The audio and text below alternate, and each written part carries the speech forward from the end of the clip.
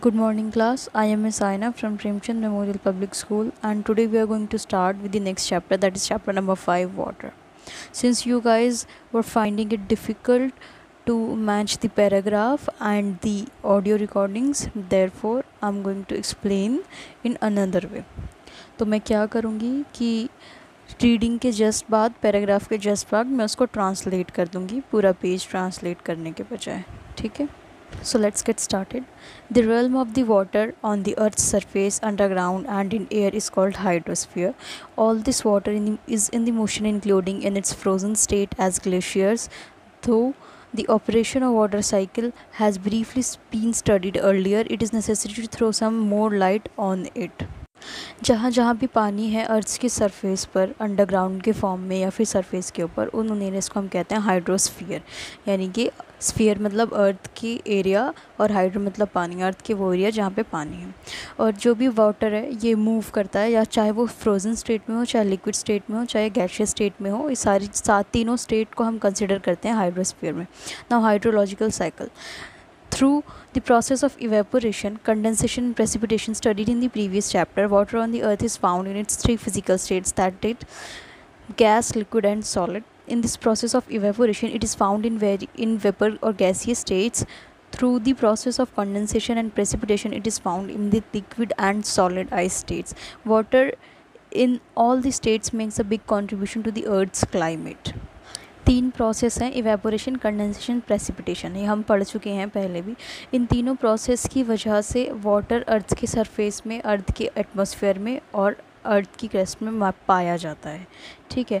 तो वाटर किस किस फॉर्म में पाया जाता है, कौन कौन सी स्टेट्स ऑफ मैटर की फॉर्म में पाया जाता है, वो है गैसेस, लिक्विड और सॉलिड.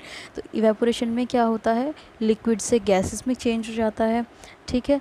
कंडेंसेशन और प्रेसिपिटेशन में क्या होता है, वाटर वेपर स्टेट से किस में चेंज हो जाता है, लिक्विड स्टेट में चेंज हो जाता है. ठीक है. और प्रेसिपिटेशन में क्या होता है, लिक्विड से सॉलिड स्टेट में चेंज हो जाता है. और ये सारी तीनों स्टेट मिलके ही जितना भी अर्थ के ऊपर पानी है वो सारा कंट्रीब्यूट करती हैं. On earth the supply of water is stable. The water that is used again and again contains many impurities. Besides all ocean water is saline. In the course of evaporation, all these salts and impurities are left behind. The hydrological cycle thus exists as an endless cycle, replenishing, redistributing and purifying the world's natural water resources. तो अर्थ की जो water supply है ना वो stable है. ठीक है. अर्थ में वाटर बार बार इवेपोरेट होता है और बार बार रेन के फॉर्म में फॉल करता है. बहुत सारी इम्प्योरिटीज़ होती हैं वाटर में, लेकिन जब वो इवेपोरेट होता है तो वो सारी इम्प्योरिटीज़ सरफेस पे ही रह जाती हैं और पानी इवेपोरेट होकर एटमॉस्फेयर में पहुंच जाता है. तो इस तरह से वाटर अपने आप को क्लीन कर लेता है. और जितना भी पानी है ओशन में वो सब सेलाइन है. इसलिए हमारे पास, हम ये नहीं बोल सकते कि हमारे पास अनलिमिटेड वाटर है. हमारे पास एक स्टेबल स्टेट है जहाँ पे हम सस्टेनेबली अगर यूज़ करें सारे रिसोर्सेज को तो फिर हम उनको लॉन्ग लास्टिंग कर सकते हैं. तो हाइड्रोलॉजिकल साइकिल जो होती है इसलिए एक एंडलेस साइकिल है जिसमें कि पानी बार बार अपने आप को प्योर करता है, रीडिस्ट्रीब्यूट करता है और रिप्लेनिश करता है. Now distribution of water. The hydrological cycle is responsible for distribution of water into सेलाइन and fresh water on globe scale. तो ग्लोब के स्केल पर, यानी कि ग्लोब में वाटर दो तरीके से डिवाइड होता है, सेलाइन और फ्रेश वाटर. ठीक है. और ये डिस्ट्रीब्यूशन आपको इस बार ग्राफ में भी मिलेगा. ठीक है. पाई चार्ट जो बना हुआ है. Now come on to the next page. Fresh water and saline water. Most of the earth's surface, 71% of its total area is covered by water. अर्थ का जो सरफेस है, यानी कि 71% जो अर्थ का सरफेस है वो पानी से कवर्ड है. Why is there such a concern for all around the world if we have so much of water? अगर हमारे पास 71% तो बहुत ज़्यादा होता है. अगर इतना ज़्यादा वाटर है सरफेस पे, अर्थ की सरफेस से, तो हमें वाटर कंजर्वेशन और वाटर अवेयरनेस इन सब चीज़ों की क्यों ज़रूरत है. Remember, 96.5% of the water comprises of salty ocean water. तो जो 71% वाटर प्रेजेंट है उस वाटर का 96.5% तो ओशियन में है, और ओशियन का पानी सॉल्टी होता है तो हम उसको पर्सनल यूज़ के लिए इस्तेमाल नहीं कर सकते. The remaining 3.5% is fresh water. जो बचा हुआ 3.5% है वही फ्रेश वाटर है, of which 69% is in the form of ice in the world's ice sheet and mountain glacier. अब उस 3.5% का भी 69% जो वाटर है वो आइस और ग्लेशियर की फॉर्म में पूरे वर्ल्ड में एग्जिस्ट करता है, जो कि माउंटेन के ऊपर ग्लेशियर्स होते हैं और आइस शीट्स होती हैं. Only 0.02 percent water is available for consumption by plants, animal and human beings. तो इस टोटल को अगर हम निकाल दें तो सिर्फ 0.02% पानी ही बचता है प्लांट्स, एनिमल और ह्यूमन बींग्स के यूज़ के लिए। नाउ ये ग्राफ या आप पाई चार्ट्स देख रहे हो, ये जो सर्कल में काट के जो डायग्रामेटिक रिप्रेजेंटेशन करते हैं सर्कल्स में, उनको हम कहते हैं पाई चार्ट। तो उसमें आप देख सकते हो जो लिखा हुआ है वही उन्होंने पिक्टोरियली शो किया है। Next is ocean. Have you ever walked on a sea shore, the wet sand on the beach, the cool breeze, the surge, but the smell of the salt in the air fascinates everyone. Ocean water moves continuously. There are actual large water bodies located around the continents. The 5 ocean are as follows.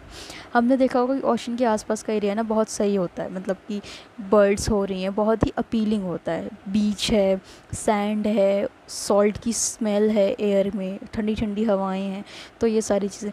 लेकिन है ना हमारे जो oceans है ना, सो 5 major oceans हैं। Pacific ocean, Atlantic ocean, Indian ocean, Antarctic या उसको हम सदर्न ओशन भी कहते हैं, और लास्ट वन है आर्कटिक ओशन। तो हम बात करते हैं पैसिफिक ओशन की। It is the largest ocean on the earth. Its total area is larger than the area of all the continents combined. The Mariana Trench, which is the deepest point on the earth, more than 11,000 meters below sea level, is located off the coast of Philippines in this ocean.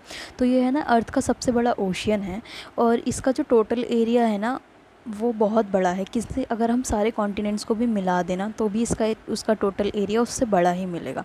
और इसमें एक है ना Mariana trench है, ठीक है, Mariana बोलो या मरियाना, जो भी बोलना चाहो आप, बट एक्चुअली यूएस स्टाइल में होता है मैरियाना और इंडियन स्टाइल में होता है मरियाना। तो जो मैरियाना ट्रेंच है वो डीपेस्ट पॉइंट है अर्थ के ऊपर, ठीक है। अर्थ का जो सबसे गहरा पॉइंट है ना मैरियाना ट्रेंच, वो लगभग सी लेवल से 11,000 मीटर नीचे है, और वो है ना फिलीपींस में इसी ओशन के तट पर लोकेट करता है। Next is Atlantic ocean. It is an S-shaped ocean situated between the 4 major continents, okay, that is North and South America on one side and Africa and Europe on the other side, which makes it a very busy ocean due to the numerous shipping routes passing through it. The mid-Atlantic ridge on the ocean floor that spreads from the north to south is a unique feature of it. तो ये Atlantic ocean है, S shaped ocean है, और ये ना 4 major continent से घिरा हुआ है। नॉर्थ और साउथ अमेरिका एक तरफ से और दूसरी साइड है अफ्रीका और यूरोप। तो ये दोनों मेजर कॉन्टिनेंट्स की वजह से जो इसकी शेप है, तो इसमें ना ट्रेड में बहुत यूज़ होता है। यहाँ पे बहुत सारे शिपिंग रूट्स बनेंगे, ओशन है तो शिप तो आएंगे ही जाएंगे, और दोनों किनारों पे अगर 4 कॉन्टिनेंट्स है तो ये बहुत ही ज़्यादा बिजी ट्रेड रूट बन गया है, ठीक है, अटलांटिक ओशन। और एक है ना मिड अटलांटिक रिज है प्रेजेंट है इस ओशन में, जिसकी वजह से ये बहुत ज़्यादा फेमस है, जो कि नॉर्थ से लेकर साउथ तक फैली हुई है। Next is Indian ocean. It is the 3rd largest and also the warmest ocean in the world. It is bordered in north by the Indian subcontinent, in the west by Africa and in the east by Australia. The Sunda Trench is the deepest point about 7,400 metre of this ocean.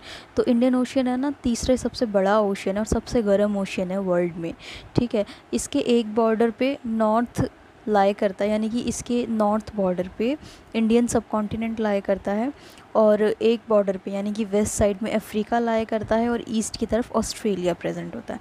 तो एक trench जिसका नाम है Sunda trench, वो सबसे deepest point है इस ocean की, और वो कितनी गहरी है, 7,400 मीटर के आसपास गहरी है।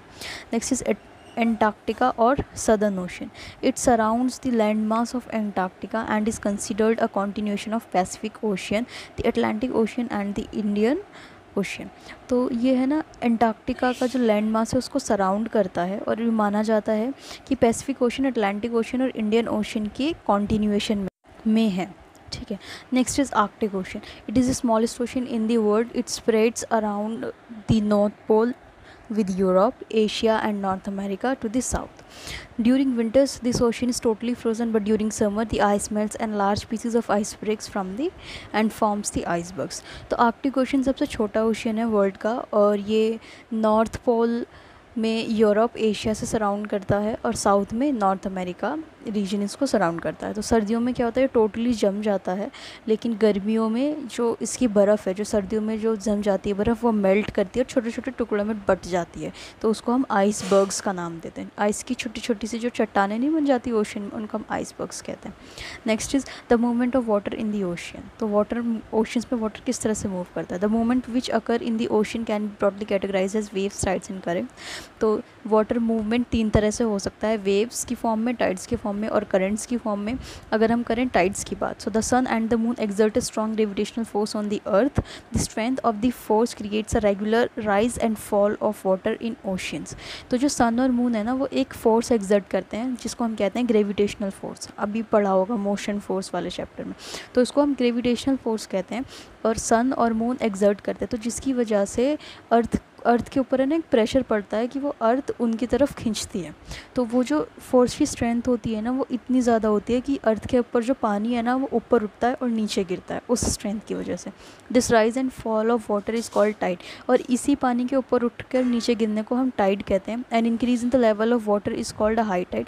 अगर पानी ज़्यादा ऊँचा उठा हो तो उसको हाई टाइड कहते हैं, और अगर पानी थोड़ा ही ऊँचा उठा हो, मतलब सतह से थोड़ा सा ऊपर हो बस, तो उसको हम लो टाइड कहते हैं। If the sun, moon and the earth comes in one line and seen on a new moon और a full moon night, the tides become higher. अगर सन, मून और अर्थ रोटेशन, रिवोल्यूशन जैसे processes के time पे एक ही line में आ जाते हैं, जैसे कि होता है कि न्यू मून और फुल मून नाइट वाले टाइम पे, तो ये जो टाइड्स होती है ना, वो सबसे हाई हो जाती हैं, ठीक है। और जब वो सबसे हाईएस्ट पे होती हैं, यानी कि न्यू मून और फुल मून नाइट पे, तो हम उनको बोलते हैं spring tides. Okay, so these tides are called spring tides. Whereas on the half moon nights the sun and the moon create a right angle with the centre of the earth. तो लेकिन जो half moon night के time पे क्या होता है, यानी कि 15th डे पे क्या होता है, जो सन और मून है ना, वो अर्थ से अराउंड, अर्थ के सेंटर से अराउंड 90 डिग्री का एंगल बनाते हैं। तो जिसकी वजह से gravitational forces get balance and the tides are not so high, these are called neap tides.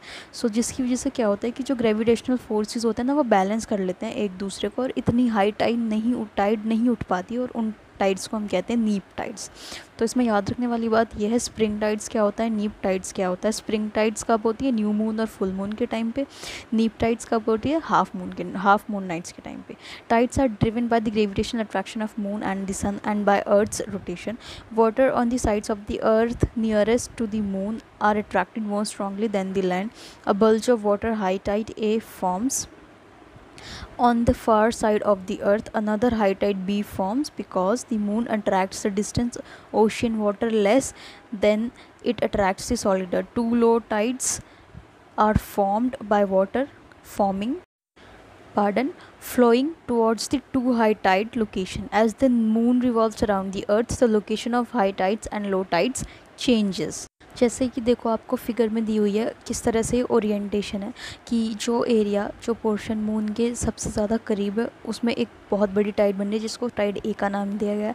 और जो उसके फार अपार्ट, जो उसके दूसरे पॉइंट पे एरिया है, क्योंकि डिस्टेंस के साथ है ना, इसका मून का अट्रैक्टिव फोर्स, ग्रेविटेशनल अट्रैक्शन भी बढ़ जाता है, जिसकी वजह से वहाँ पे पॉइंट बी पे एक और हाई टाइड बनती है। और जो साइड्स वाली एरियाज़ हैं, वहाँ पे ज़्यादा इसका फोर्स अप्लाई नहीं होता है, इसलिए वहाँ पे 2 लो टाइड्स बनती हैं। तो टोटल 4 टाइड्स बन जाती हैं एक ही पॉइंट पे, एक अर्थ पे एक टाइम में, ठीक है। The next is utility of tides. Tides help in navigation. Ships come into harbor during high tide as the water in the harbor becomes deeper at this time. Tides जो है ना नेविगेशन में help करती हैं, यानी ये नाव किस तरह से चलानी है, किस तरफ उसका रुख रखना है, उसमें हेल्प करती हैं। क्योंकि जो भी शोर पे शिप्स होते हैं ना, वो हाई टाइड के टाइम पर ही आते हैं, क्योंकि वाटर उस वक्त सबसे गहरा होता है और शिप बहने में बहुत आसानी मिल जाती है, क्योंकि बॉयंट फोर्स ज़्यादा मिलता है। Low tides are used by fisher folk to go out into the open. और जो लो टाइड है ना, वो मछुआरों के लिए हेल्पफुल होती हैं, क्योंकि उधर वो आसानी से जा सकते हैं बिना किसी डर के, और फिशिंग कर सकते हैं, ठीक है। Next is tidal power can be use to generate electricity. Tidal power का यूज़ किया जा सकता है, जिस तरह से वो ऊपर उठ के नीचे गिरती है तो फोर्स के साथ गिरती है, तो उससे हम टरबाइन घुमा के उसका इस्तेमाल कर सकते हैं इलेक्ट्रिसिटी बनाने में। Next is tidal action helps mix up nutrients and mix coastal regions rich in marine life, such regions are excellent fishing grounds. तो टाइडल एक्शन की वजह से क्या होता है ना, कि जितने भी न्यूट्रिएंट्स और जितने भी सॉल्ट्स और जितने भी मिनरल्स और सब एटमोसफेयर एनवायरनमेंट में प्रेजेंट होते हैं ना, पानी के साथ जब वो ऊपर उठ के हैं तो एक तरह से मिक्सिंग हो जाती है ऑक्सीजन की और सारी चीज़ों की, जिसकी वजह से मेराइन लाइफ मतलब कि जो समुद्र में जो मछलियाँ रहती हैं उनको हम मेराइन लाइफ बोल रहे हैं, तो मेराइन लाइफ के लिए आसानी हो जाती है, उनको न्यूट्रिएंट्स, ऑक्सीजन सब आसानी से अच्छी तरीके से मिल जाता है। During high tide when the water gushes in towards land a lot of fish comes along with it, this helps fish for get abundant catch.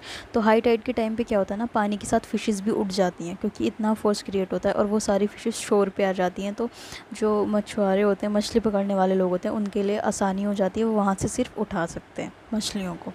Next is tides keep the mouths of the rivers free from sediments by carrying the sediments far away into the sea. और tides ये help करती हैं कि जो mounts होती हैं reverse के, यानी कि रिवर्स जो लेके आती हैं, जैसे बहुत सारी कभी कभी रॉक्स ले आती हैं, सैंड ले आती हैं, वो सैंड इकट्ठी होती रहती है एक जगह पे, तो टाइड्स क्या हेल्प करती हैं, उन सारे रेजिड्यूज़ को, सैंड हुई, रॉक्स हुई, इन सब को लेके चले जाती है अपने साथ ही, ठीक है। तो इस तरह से वो डिपोजिशन नहीं होने देती है। Next is waves. Waves are the rise and fall of water on the surface of the ocean caused by winds. When the wind blow over the surface of the ocean, they tend to push the water up and down by the friction. Waves क्या होता है कि पानी का ऊपर उठना और एकदम से नीचे गिरना, कहाँ पर, सरफेस ऑफ वाटर, वाटर की सरफेस पे। रीज़न क्या है इसका, विंड है उसका। टाइड का रीज़न था मून और सन का ग्रेविटेशनल पुल, और वेव्स का रीज़न है विंड्स। तो विंड जब ब्लो करती हैं ओशन के सरफेस के ऊपर, तो वो क्या करती है, पानी को भी अपने साथ पुश करने की कोशिश करती है, जिसकी वजह से पानी उठता है और नीचे गिरता है फ्रिक्शन की वजह से। Next is it is however interesting to know that the water particles do not travel but bob up and down in a circular motion at the same place. तो वो विंड के साथ पानी आगे नहीं जाता है, बस ऊपर नीचे उठता है। Next is disturbances caused by an earthquake on the sea floor results in the formation of very high powerful waves on the surface. अगर earthquake आया है और earthquake की वजह से जो earthquake का इफ़ेक्ट है वो ओशन पे पड़ा है, तो उसकी वजह से भी बहुत ज़्यादा पावरफुल और बहुत ज़्यादा ऊंची ऊंची वेव्स ओशन के सरफेस पे क्रिएट हो जाती हैं। These waves are known as tsunamis. इन्हीं वेव्स को हम सुनामी बोलते हैं, which caused wide spread destruction on reaching the coast. तो ये जो सुनामी होती है ना, जब ये सुनामी कोस्ट पे जाती है, यानी कि उसके आसपास जो तट होते हैं, तट के आसपास वाले जो एरियाज़ होते हैं, उधर पहुंचती है तो बहुत ज़्यादा डिस्ट्रक्शन क्रिएट करती है। Next is current. Water is motion in a definite pattern or a stream within the ocean is called the current. अगर वाटर मूव कर रहा है किसी एक पैटर्न में, वेव्स और टाइड्स का क्या था, बस पानी ऊपर उठ के नीचे गिर रहा है, लेकिन अगर वाटर मूव कर रहा है किसी भी पैटर्न में, तो उसको हम कहते हैं current. Current are created only in those areas which are under the influence of permanent winds. और करंट सिर्फ उन्हीं एरियाज़ में क्रिएट होता है, वाटर करंट, जहाँ पे विंड का इन्फ्लुएंस, जहाँ पे हमेशा हवाएं चलती रहती ना जिस एरिया में, उसी एरिया में करंट डेवलप होता है। These currents flow in the direction of the winds. और ये जिस डायरेक्शन में विंड बहती है उसी डायरेक्शन में वाटर करंट भी बहता है। Besides winds, factors like rotation of the earth, rain, evaporation, pressure gradient, gravitational pull, difference in temperature, salinity also cause current. और विंड्स के अलावा बाकी फैक्टर्स जैसे कि अर्थ का रोटेट करना, हैवी रेन यानी कि बहुत ज़्यादा बारिश होना, इवेपोरेशन, प्रेशर ग्रेडियंट और ग्रेविटेशन, ये सारी चीज़ें अफेक्ट करती हैं करंट को। The influence of currents force water of the ocean to move from one place to another. Current का क्या यूज़ होता है, करंट का यूज़ ये होता है कि जो वो पानी को है ना एक जगह से दूसरी जगह भेजने में हेल्प करता है। जितना ज़्यादा करंट होगा उतना ज़्यादा पानी मूव करेगा। करंट कैन बी कोल्ड और वार्म, करंट ठंडा भी हो सकता है, गर्म भी होता है, depending upon where they originate. और ये किस चीज़ पर डिपेंड करता है, डिपेंड करता है जहाँ कहाँ पर वो बने हैं, करंट्स कहाँ पर जनरेट हुआ है, उसके बेसिस पर डिफाइन होता है कि वो कोल्ड करंट है या वार्म करंट है। Current moving from the equatorial region to the polar region called warm current. जो इक्वेटर से पोलर रीजन की तरफ करंट मूव करते हैं उन्हें हम वार्म करंट कहते हैं। और जो गल्फ़ स्ट्रीम है जैसे कि वो एग्जाम्पल है वार्म करंट का। Cold currents move from polar belts to the tropical belts. और कोल्ड करंट कहाँ से कहाँ मूव करते हैं, पोलर बेल्ट से ट्रॉपिकल बेल्ट्स पे। इसका एग्जाम्पल है लैब्राडोर करंट, ठीक है। सो यहाँ पे कुछ ओशंस दिए हुए हैं आपकी बुक में, और वो कौन सा करंट है, वार्म करंट है या कोल्ड करंट है, ठीक है। और करंट का नाम क्या है, ये सारी टेबल दी हुई है, इसको लर्न करने की ज़रूरत नहीं है, बस एक बार देख लीजिएगा। Next is influence of the ocean current. Ocean currents influence the climate of a place by raising और लोअरिंग द टेम्परेचर।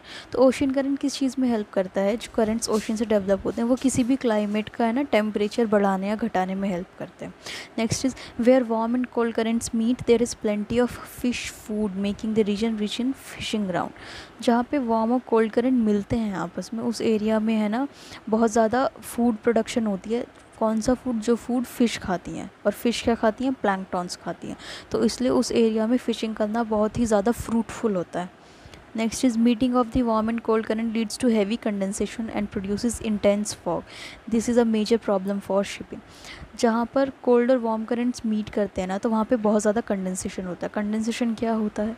कंडेंसेशन होता है वेपर से लिक्विड में चेंज होना वाटर का। तो उसकी वजह से क्या होता है? बहुत ज़्यादा फॉग प्रोड्यूस हो जाता है। ठीक है, फॉग प्रोडक्शन की वजह से वहाँ पे शिपिंग आसान नहीं होती, क्योंकि धुंध इतनी हो जाती है कि कुछ भी देखने को नहीं मिलता है, देख ही नहीं पाते, विजिबिलिटी एकदम ख़त्म हो जाती है। Next is ocean going ships are current use current to their advantage and save cost of the fuel. इस चीज़ में हेल्पफुल होती है कि अगर आपको पता है कि करंट इस पोलर रीजन की तरफ करंट जा रहा है और आपको उसी रीजन में जाना है, तो आपके इंजन को इतनी पावर नहीं लगानी पड़ेगी उधर जाने के लिए, आपके शिप के इंजन को। तो अगर आप करंट की डायरेक्शन में फ़्लो करते हो, करंट की डायरेक्शन में आप शिप चला के लेके जाते हो, तो आपका कॉस्ट काफ़ी हद तक कट हो जाता है और आपका फ्यूल बच जाता है। Next is tsunami. Endogenic movement such as earthquake and volcanic eruption sometimes cause massive waves, these waves are known as tsunami. जैसे अभी हम पीछे पढ़ के आए हैं कि अर्थ की सरफेस के अंदर जो मूवमेंट्स होते हैं, जैसे प्लेट्स का मूवमेंट होता है तो अर्थक्वेक होता है, और वोल्केनो इरप्शंस होते हैं। इन सब चीज़ों की वजह से है ना पानी के अंदर बहुत बड़ी बड़ी बहुत ही पावरफुल वेव्स जनरेट हो जाती हैं, उन्हीं को हम सुनामी बोलते हैं। These water cause massive destruction to coastal areas in deep water. A tsunami can travel at a speed of 800 kilometre per hour. और ये वेव्स इतनी पावरफुल होती हैं कि ये जो कोस्टल एरियाज़ में इतना ज़्यादा डिस्ट्रक्शन क्रिएट कर देती हैं, प्रॉपर्टी लाइफ सब लूज़ हो जाती हैं। और पानी के अंदर अगर पानी गहरा हो ना, तो वहाँ पे 800 किलोमीटर पर आवर की स्पीड से सुनामी ट्रेवल करती है, इतनी फास्ट होती है। Here the wave lengths are large, measuring between 100 and 200 kilometre. तो जो वेव की लेंथ होती है ना, उसको हम वेव लेंथ कहते हैं। तो वेव लेंथ है ना काफ़ी बड़ी होती है, 100 से 200 metre. But the wave height is small, लेकिन उसकी हाइट कम होती है, यानी कि पानी कम ऊंचा उठेगा लेकिन पानी लंबे डिस्टेंस तक ट्रैवल करेगा। However when the tsunami approaches the coast, the shallow sea bottom reduces the speed and wave length but makes the wave rise suddenly up to a height of about 30 metre and above the normal sea level. लेकिन जैसे ही tsunami coast यानी कि तट की तरफ approach करती है ना, तो जो शैलो शी बॉटम होता है ना, यानी कि उथला जो सरफेस होता है, वो स्पीड और लेंथ कम कर देता है और हाइट बढ़ा देता है सुनामी की। जिसका एंड रिज़ल्ट क्या होता है? जिसका एंड रिज़ल्ट होता है कि सुनामी का जो पानी है वो, मतलब उस सुनामी वाली वेव्स का जो पानी है वो 30 मीटर ऊपर तक उठ सकता है नॉर्मल सी लेवल से। The tsunami attains it's height in matter of 10 to 15 minute. और वो भी कितने मिनट्स में? 10 से 15 मिनट के अंदर पानी 30 मीटर ऊपर उठ सकता है। तो आप देख सकते हैं कितना डिस्ट्रक्शन होगा। अ tsunami is not a single wave but a series of wave. Tsunami ऐसे नहीं कि सिर्फ एक वेव उठी और हो गया। सुनामी है ना लगातार वेव उठती रहती हैं, एक वेव ख़त्म हुई इतने दूसरी उठ गई। ठीक है, तो ये कॉन्टीन्यूस सीरीज़ होती है वेव्स की। The first wave in a tsunami may not necessarily be the most destructive. पहली वेव हो सकता है कि उतना डिस्ट्रक्शन क्रिएट ना करे, उतना डैमेज क्रिएट ना करे, but when the waves after waves rush towards the coast and the top of the wave moves faster than the bottom, the whole sea rises dramatically. लेकिन जैसे ही वेव्स के बाद wave, दूसरी वेव सेटल हुई नहीं है, उतने ही तीसरी वेव उठ गई है। तो उस केस में क्या होता है कि ऑलमोस्ट सी सारा पानी ड्रामेटिकली यानी कि बहुत ही वेग में, बहुत ही पावरफुली, बहुत ही हाइट के साथ ऊपर उठने लगता है। ठीक है, जिसकी वजह से बहुत ही ज़्यादा फस क्रिएट हो जाता है। With much fuss and fume there is much under water turbulence sucking everything under and tossing heavy objects around. जिसकी वजह से सी में पानी कम रहा तो वहाँ एक और फोर्स जनरेट हो गया, जिसकी वजह से वो फोर्स सारे पानी को, सारी चीज़ों को, सारे हैवी ऑब्जेक्ट्स को अपनी तरफ पुल कर लेता है ज़ोर से। तो अगर सुनामी इतना ज़्यादा डिस्ट्रक्शन क्रिएट कर देती है, जब सी में पानी था तब सुनामी हो रही थी, लेकिन जब बहुत सारा पानी ऑलमोस्ट शोर्स पे आने लगा तो सी के अंदर पानी की कमी हो गई, तो उधर क्या हुआ, फोर्स जनरेट हुआ, जिस फोर्स की वजह से वो सी अपना सारा पानी वापस खींचना चाहता है, और वापस जब वो खींचता है तो सारे के सारे ऑब्जेक्ट्स, हैवी ऑब्जेक्ट्स भी उसके साथ आ जाते हैं। तो इस तरह से इतना ज़्यादा डैमेज कॉज हो जाता है। Next is case study, tsunami of March 2011। तो मार्च 2011 में जो सुनामी आई थी उसके बारे में की स्टडी मेंशन की गई है यहाँ पे। In March 2011 the Tohoku earthquake off the eastern coast of Japan caused the tsunami that caused extensive damage. तो तोहोकू अर्थक्वेक आया था मार्च 2011 में ईस्टर्न कोस्ट ऑफ जापान में, जापान की ईस्ट कोस्ट पे, जिसकी वजह से एक बहुत ही बड़ी और डैमेजिंग सुनामी क्रिएट हो गई थी। The quake of 8.9 magnitude struck about 400 kilometre from Tokyo at a depth of 35 kilometre, shaking buildings in the capital for several minutes. तो जो वो अर्थक्वेक था ना, उसका मैग्नीट्यूड था, यानी कि उसकी जो तीव्रता थी वो 8.9 थी, और वो है ना 400 किलोमीटर दूर था बस टोक्यो से, और उसकी डेप्थ क्या थी 35 किलोमीटर। तो उसने सारी बिल्डिंग्स, कैपिटल्स को मिनटों में हिला के रख दिया था। Officials said a wave as high as 6 meters could strike the coast. There, a tsunami triggered by the quake reached 10 kilometers inland in places, carrying houses, buildings, boats, cars with it. In cities of Sendai, the police found up to found up to 300 bodies in a single ward outside the city in a built-up area. A fire blazed across several kilometers. तो उस वक्त क्या हुआ था कि officials को लगा था कि सिर्फ 6 मीटर ऊंची वेव उठेगी, लेकिन उस अर्थक्वेक की वजह से सुनामी आ गई। उन वेव्स ने सुनामी का रूप लिया और उसकी वजह से 10 किलोमीटर हाइट तक पानी उठा और सारे घर, बिल्डिंग, बोट्स, कार सबको डुबा दिया। तो उस तरफ इतनी बेकार हालत थी उस वक्त की। सेंडाई एक सिटी है, तो उधर की जो पुलिस ने ये फाइंड किया कि अराउंड एक वार्ड में, वार्ड्स बने होते हैं ना पेशेंट के, उस एक वार्ड में 300 बॉडीज़ थी। इतनी ज़्यादा डिस्ट्रक्शन कॉज कर दिया था इस सुनामी ने, ठीक है। और सिटी के बाहर है ना एक बिल्डअप एरिया था, ठीक है, एक एरिया था बिल्डअप के लिए, तो वहाँ पे है ना फायर हो गई थी, ठीक है। वहाँ पे अचानक से आग लग गई थी बहुत किलोमीटर्स तक, जो कि फैल गई। The lift stopped working and train services were suspended, standing millions of commuters. तो जो ट्रेन और ये सर्विसेज थी, लिफ्ट्स थी, ट्रेन्स थी, इन सब को रोक दिया गया था, क्योंकि इतना ज़्यादा फायर, एक साइड से फायर था, दूसरी साइड से सुनामी थी, और तीसरी तरफ से उनकी मेडिसिनल जो फैसिलिटीज़ थी वो भी कोलैप्स करती जा रही थी, right? So with this we have completed the entire chapter of water, that is chapter number 5, and with this we have covered up the half yearly examination syllabus also. In case you have any doubts, then you can just contact me, refer to me, but that too on the group itself, right? And till then, keep studying, take care, stay indoors, good luck, bye bye.